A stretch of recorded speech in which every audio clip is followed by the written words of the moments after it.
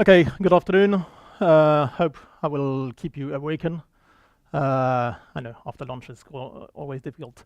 Alexandre Castellan for the French guys, with the French accent, and Bruno Mesmet. We are working on all CAPI, OpenCAPI enablement. We are going to speak about Snap.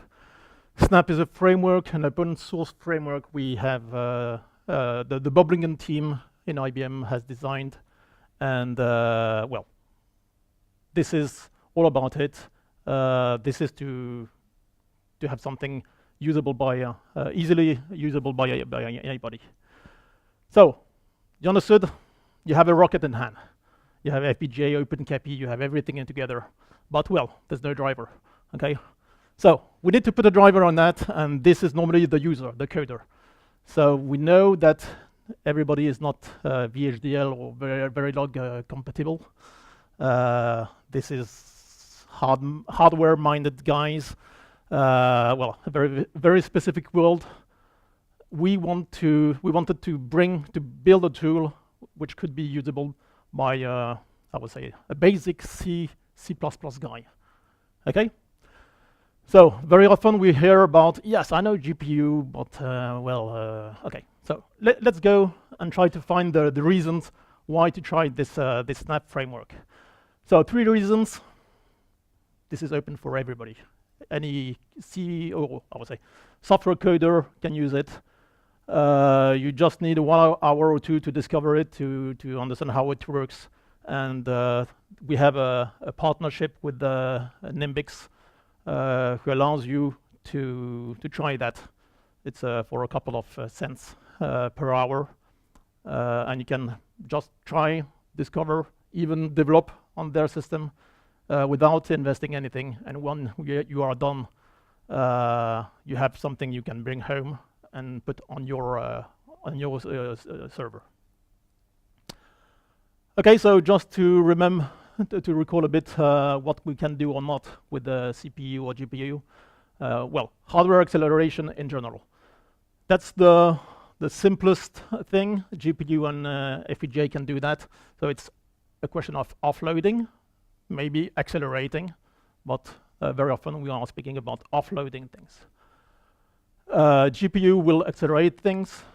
FPGA can do it also. The second thing is something that GPU cannot do.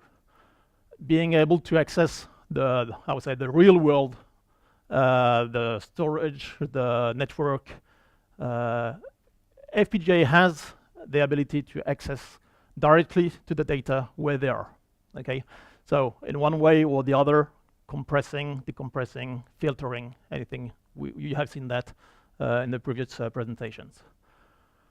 Okay, so today we have 2 options. One is the GPU, which is a wind blower, I'll say. So it's well, it's thousands of tiny CPUs. Well, that's great. Okay, it's about 200, 300 watts. Or you have the very light options. This is one option. I have no specific manufacturer provider. So this is the last 987, if I'm right. FPGA card. So if you have a look to this card, you have FPGA. You don't have any CPU in it. You have, I would say, an engine built for your application. No, I would say, bottleneck trying to push instructions into these CPUs. The other thing is you have multiple connectors, which allows you to go directly where the data are. Okay, so good thing. FPGA is really fast, but FPGA is real time. And this is, I think, a very, very big difference. As soon as you're getting the data from outside, you can process them in real time and get, I would say, a real known time to process them. So very often the question is, well, okay, that's great, hardware accelerator, but for which use? What can I use them for? So I just picked you some 9 examples. We are working on these today. I don't have the results yet because it's not the development is not finished. But these are examples we are working on. I just bring also, I highlighted the key factor of success. So if you are, for example, a bottom left, a regex matching, you are able to have multiple say processing, search processing engines in parallel. You can even dedicate them to a specific regex string. You can have, well, these FPGA will be good because you have real parallel compute capabilities. If you go on the right, you will see that, well, inserting a FPGA between the CPU and the near memory, the DRAM, you can do that because you have OpenCAPI, which has a very, very low latency. Okay, don't imagine to put the GPU there. Well, so I try to find, I would say, to highlight the key factor of success of these. Okay, other things. These are inferencing things we are working on. So here on the top left, you have FPGA has a very good thing, low consumption, meaning that you can put that in a very well, in a camera, and you don't have to have 200 watts to power this FPGA. You have also, well, I will leave you all that. These are examples we are working on. It's not all about parallelizing compute. It's also about ease of integration, how much it will take to have good results. Okay, we will go deeper tomorrow on some of these examples, why they are really interesting.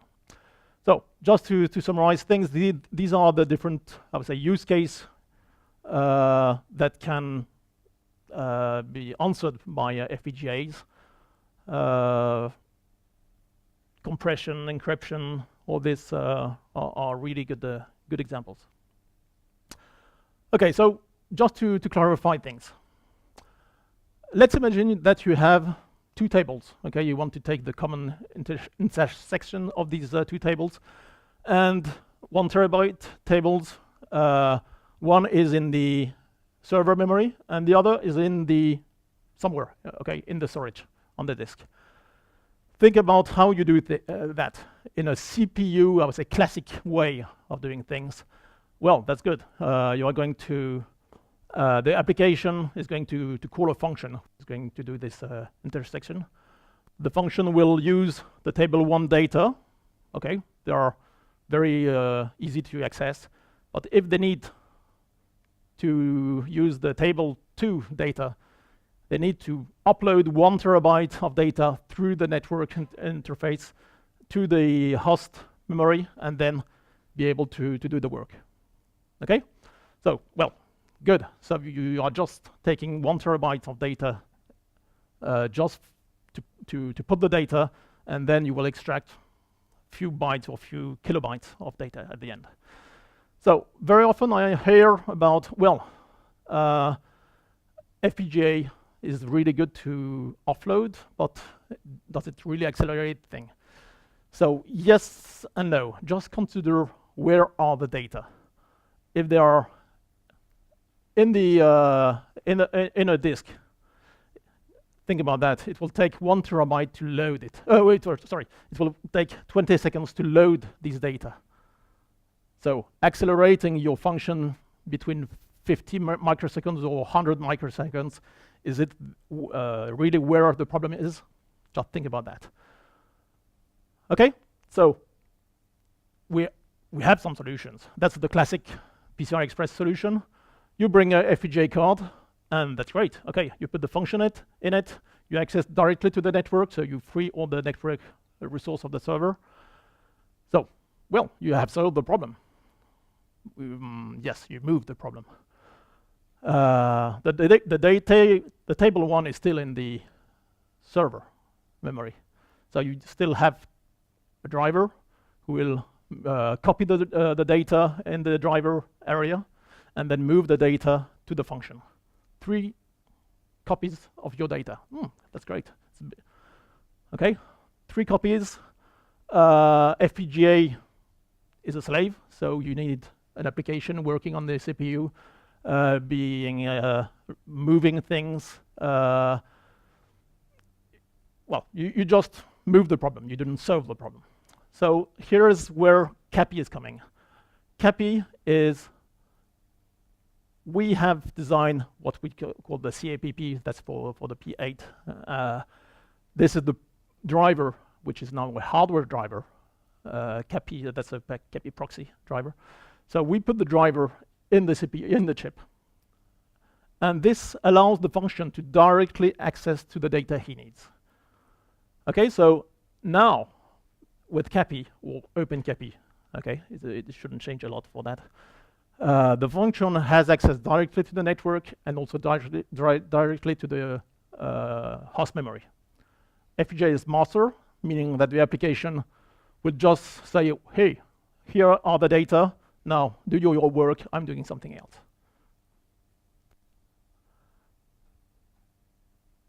We have also, we are able to have multiple functions in the FPGA and assign them to multiple threads or applications. And, well, we added some bonus. With OpenCAPI, you have much smaller latency, high bandwidth, and so on. You know all that. We heard about it already during the last presentations. Okay, so, well, with all that, yes, you have also the performance. Okay, so forget about the P8 or CAPI 1.0. This was really to try things. Now we have CAPI 2.0. Accessing directly to the memory. Don't consider it's the CPU, it's the accessing to the memory. And we have also OpenCAPI cards still on P9, which has a real good numbers for latency and for bandwidth. Okay? Okay, so just to summarize a little bit what we did. You have a server, memory, storage and network. So what we did is, okay, let's consider that you are moving your function or your action somewhere outside in an FPGA. How do we access it? So we have used FPGA, which is good to access the network or the storage, or you can also consider having the storage on the card. Okay, so the second thing is you add the CAPI, which gives you access directly to the server memory, and to be able to help you having everything transparent. We have developed the Snap. Snap is the framework. You don't need to know if it's PCI Express, CAPI 1, CAPI 2, OpenCAPI. Everything will be transparent for you. So you have some firmware, some CAPI or PCI Express link. That's not a problem for you. Everything is transparent for you. And the last thing, last but not least, well, to be able to design to use this framework and code it, you can now do that with C++ code. We use the Vivado HLS. HLS stands for high-level synthesis. We use this one because this one is very, very simple. Okay, you have plenty of other HLS, Cadence or Mentor or other HLS tools, which will convert your C to Verilog and VHDL. But this one is really the simplest, meaning that a software guy can use it. You just need to put a frequency, a period, a clock period, and the FPGA you are targeting. That's all you need to put in it. Okay, so 4 different bricks. If you miss one, it will work, but you will go into the, I would say, Intel configuration, old configuration. Sorry. If you don't have the CAPI, well, you will be able to have a FPGA working with your networking, with network and coding with C, but you will not have all this. I would say your FPGA will become slave and not anymore master. If you miss the FPGA, well, you will miss things. Okay, so 1 brick missing, you will. It's not magic anymore. So one, I think I know of a few projects that have successfully used this stack but didn't use HLS. Right. So this is the next charge. HLS is really something which will help you to write in C, C++, but you can still use the framework using VHDL and Verilog. Correct. Well, maybe in the next talk we'll give an example. Okay, so, well, that's where we are, exactly. So that's the, I'll say, the way you can use. This is what Brian explained you. You can use Verilog, VHDL, very close to the, I would say, I put PSL, but it's PSL or TLDL. Sorry, I should have updated my chart. So this is the way to work. So you are going to put a software program on the left, on the software side, and you can put all the glue you need, all the logic you need on the hardware side. Well, it works perfectly. It will be the most, maybe the most optimized way to do things. But it may take months to do it, okay? We have worked to be able to simplify things. We did the Snap, and Snap has, I would say, three great points. One, it's open source, so meaning free. IBM is able to provide free things, yes. The second thing is portable, so you can go from CAPI 1 to OpenCAPI 3.0 without changing a line in your code. The Snap will change, will have new release, but you just recompile it and you have no change to do in your function or your application. And the third thing is security. So as you may have heard, we are providing a block in the FPGA, and we have the other block in the chip, which allows you, which I would say, which ensure that you are not killing the system with some problems in the FPGA. Okay, so if you are badly coding or if you are on purpose trying to kill the server, you shouldn't be able to do it. So, framework. What we have built with Snap is a bunch of library which give you some APIs to handle code very, very quickly. And the other side, we built all the stuff to handle all the resources you can access to. So it can be on the right, all the resource on card, such as the DRAM, the NVMe, which we call the flash, or the Ethernet. And we also put all the job queue managers to be able to handle multiple actions or multiple threads on the left, or multiple thread or process on the left. Okay, so today this is an open source, as I told you. So today we are handling only one action and one process. But if you want to contribute to handle everything is prepared for, so you are very welcome to contribute and to help. So, what's left for the user? You just need to write a program on the left who is going to tell, yes, I'd like to use this FPGA card with this action, and just say, well, here are the data in memory you are allowed to access, and here you will where you will put your results, and that's all the application does. After that, the FPGA knows where are the data and can access them by its own, know what he has to do, so there's no need for the application to wait for it. Okay? On the right, the action or the function can be written in C, C++, or Verilog VHDL. If you really love VHDL, there's no problem, or Verilog, it's no problem to write it. We tried to do some tests a few weeks ago, building an application for a customer, and we wrote it with HLS in C, and compiled with HLS, and we found that it was not very efficient. So part of it was rewritten in Verilog, And we say, okay, so Verilog is much more efficient. Well, I just added 1 or 2 instructions in the HLS code, and in, I would say, half a day, we were able to see that we were getting the same performance than the Verilog. So just adding 1 or 2 pragmas to explain the compiler why we were, how to optimize things. 2 interesting things. So I already spoke about it.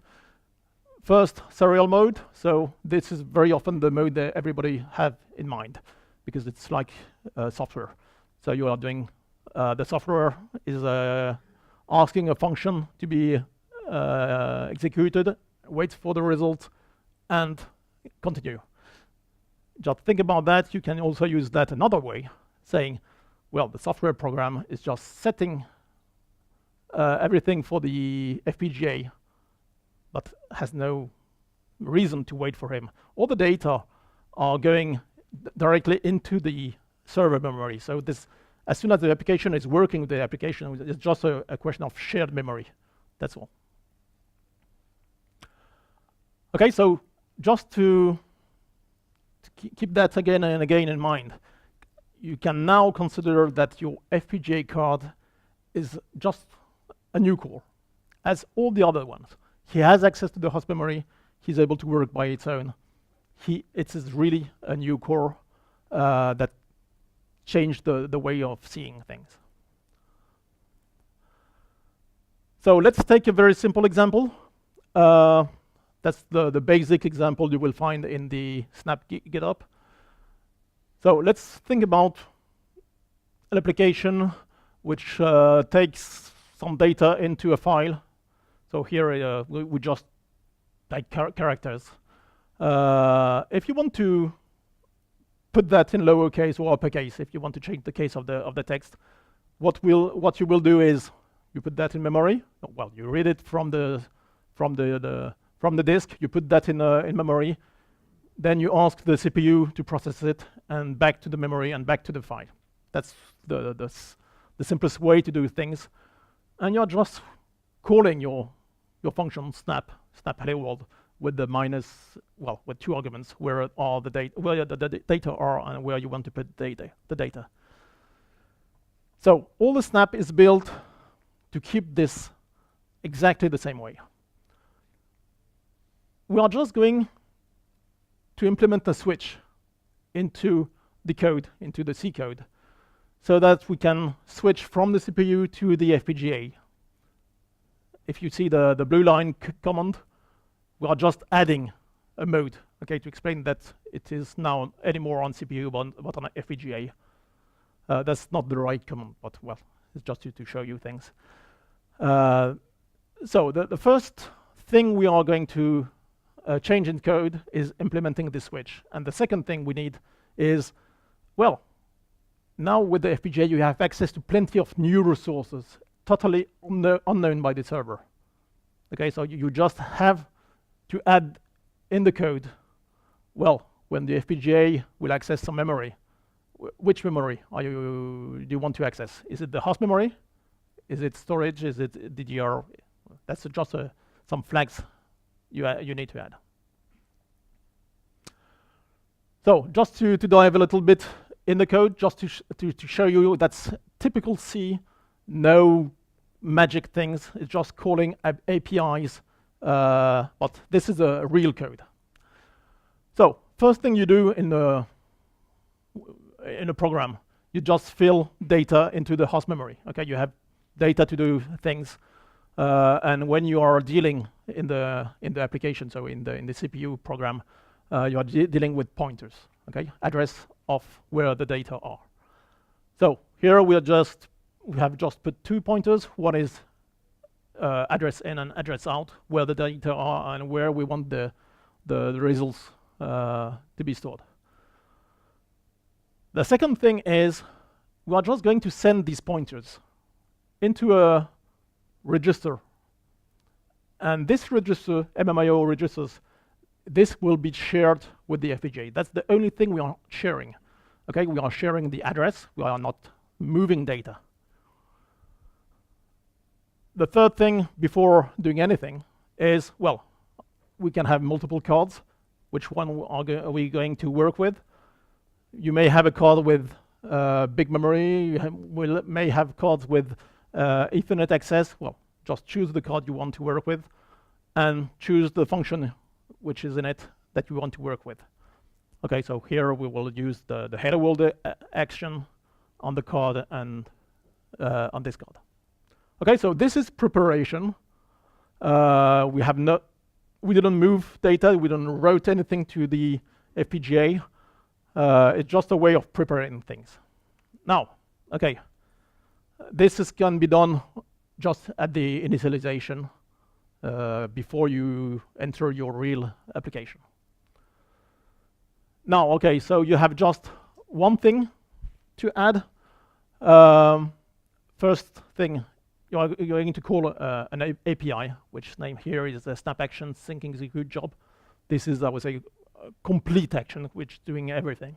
You can find also the same APIs, sending, waiting, moving, everything can be found. So first thing we are going to see is move these registers to the FPGA. Okay, you prepared it. This will be done by this command. Second thing is, well, in your FPGA, you just want to get the data from the host memory. Well, just do a memcopy. Sorry. Oh, let's start the function first, and this will do memcopy. This means that the FPGA will go and fetch the data in host memory on DDR, wherever you have put the data. You do the processing. This is a lowercase processing, or uppercase processing, sorry. So it's typical C. And then you move the results back to the host system. That's all you do. There's nothing magic. You don't need to know OpenCL. You don't need to know, I'll say, specific language. It's really basic C. And then you say, well, okay, I finished my work. Let's put the result in the register. And that's the end, okay? That's the serial way of doing things. You can also imagine that you have a video flow. You are just processing things, and there's no end of the action. Okay, you are just processing and sending the result directly to the host system memory.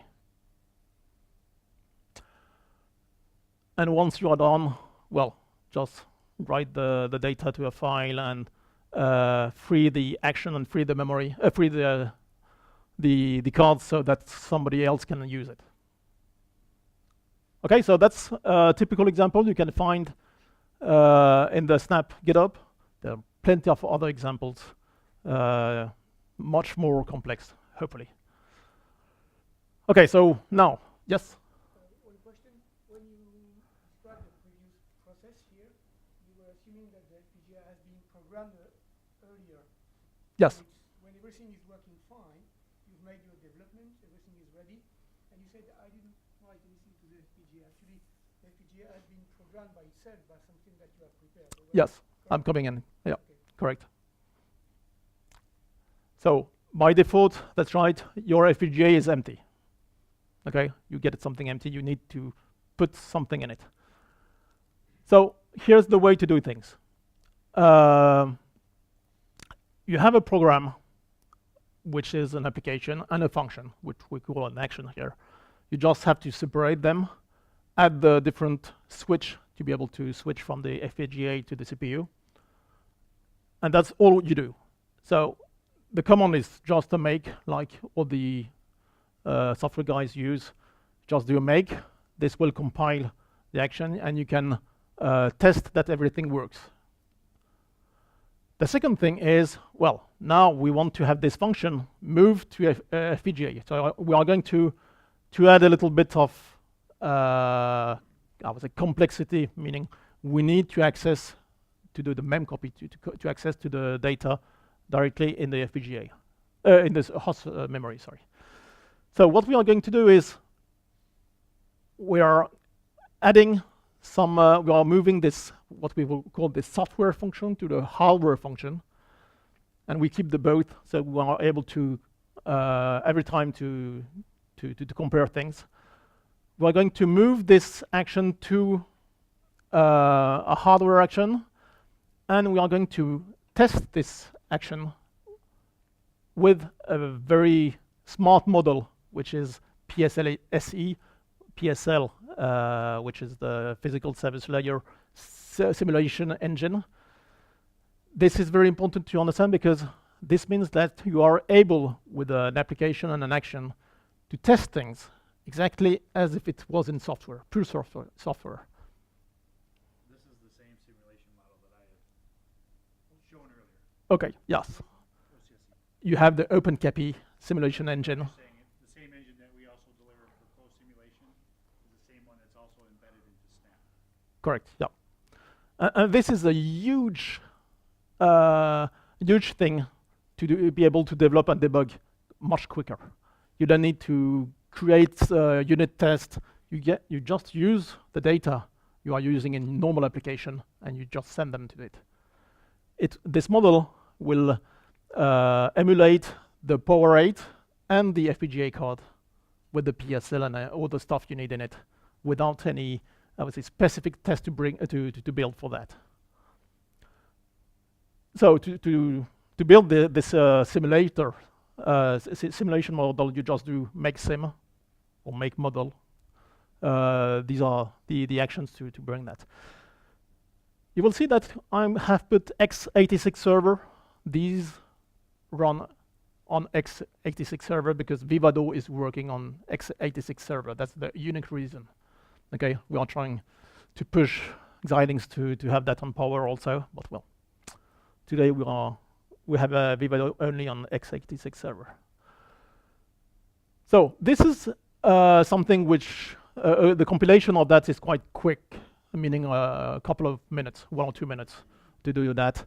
Well, it's long for a software, I know, but it's very quick for a hardware guy. So this will build the this will be able to show you that your logic works, that all the access of the data, the conversion, getting something in memory which is unsigned or double or float. Well, you can just pick it and try it with the real code.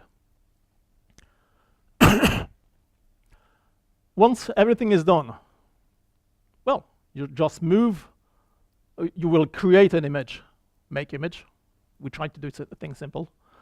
The image is the binary file that will contain all the action code, the snap code, and the PSL or the TLDL code. This is all your program that will be put in a binary file, and you then send it on the FPGA card, which is in a Power server. Get it? Okay, so, and the very, very good thing, if you see something, if you see a bug on the real hardware, you will see it in the simulation. That's very good to understand, because when you try to find a problem, you can find it in simulation. Okay? Meaning the simulator are really accurate to be able to find things. Well, that's all you need. So, just 5 minutes? 5 minutes, good. Just to show you that we are able to do things quick and efficiently. I tried to use this was for a customer. I tried to, you know, maybe SHA-3. SHA-3 is a sort of a key calculation like Bitcoin. Bitcoin doesn't use SHA-3, but very similar to this one. So it's a matter of processing keys, okay? And this is what we call the catch-check here on the left. I don't know what's in it. Okay, you have plenty of rotation of matrix, and I don't want to know what's in it. I just got this code from a customer saying, okay, hey, we have a meeting in 3 weeks. Just show me what you are able to do. Wow, 3 weeks in a FPGA. Normally it's, you say no. Well, here we tried. So we took the C code. I just removed some system variables or system calls, as we are here trying to do the maximum of processing, key processing. It was just calculating here the number of processing, stopping after a certain amount of time. Sorry. Here, if on a typical example like that, you have 3 different ways of seeing things. One is a math function, and it can be multiple loops doing something. And you have parallel loops and recursive loops. Recursive loops is waiting for the result before calling the new thing. So you have nothing to do with that. You need to wait for the result to go further. So you will not be able to optimize this. But parallel loops, like this one, means that you may be able to duplicate the logic you used and just compute the result. Here it's XOR with checksum. So having the first and the before the second is not a problem. You can do things in parallel.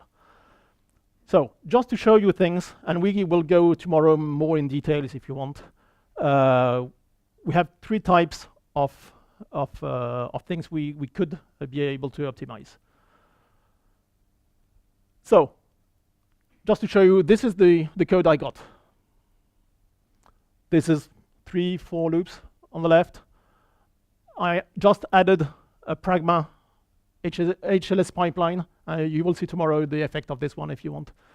I have been able to shrink the, well, when I first compiled that, I had a 300 cycles, whatever it means, 300 cycles of to do all that.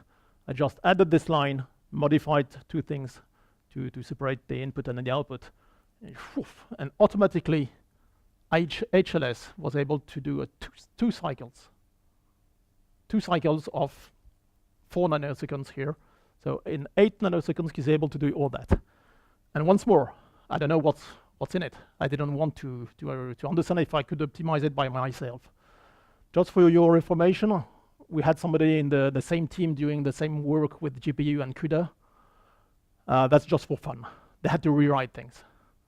So they had quite the same results than me, a bit better with the Minsky, but all the other GPU at this time, I was better than them. They had to rewrite everything. I didn't touch a line. So that's interesting. Just to show you how things are internal, I was speaking about duplicating things because I had parallel loops. So I tried first duplicating that by 16. Okay, I have place to put 16 things in it. Let's try 32. Well, I was able to do that also, to put 32. I guess I cannot put anything more in it. That's a good, interesting view. PSL is the P8 PSL, processor service ledger. So if you looked at that, it was taking quite a lot of place. The TLDL is now much smaller. Snap is the logic we are using for the whole thing. You don't have any driver of DDR because you don't need it. So Snap is removing it if you don't need it. You don't have anything else. Okay, the results. Well, 2 columns on the left are the number of processing per second. 2 on the right is the time it takes. So interesting to see that, well, we have been here able to duplicate by 32.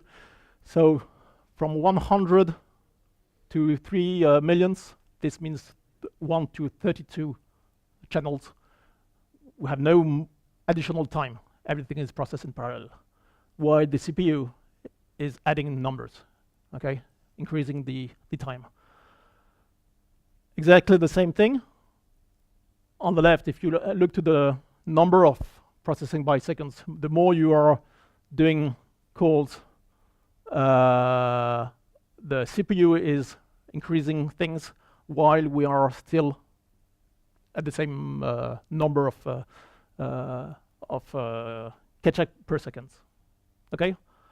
So just to show you, we are better than 35x. And this was what we showed to the customer and in the 3 weeks time frame. So in 35x without doing anything, without changing things, okay, in his code. This is like about a week's worth of work? How long? With all the snapshots of all the things, we took 2 weeks, yeah. And this was the very first experience we had doing things. So with somebody who doesn't know a lot about the thing. That's all. Summarizing things, just to keep that in mind. So you got this one, 3 reasons why to do that, how to implement that, 3 steps, and if you want to try, you go to Nimbix, you get an account, and you can, in half an hour, you have an example on the desktop. You can just try things from the examples you want to a real FPGA, and it will cost you a few cents. Okay?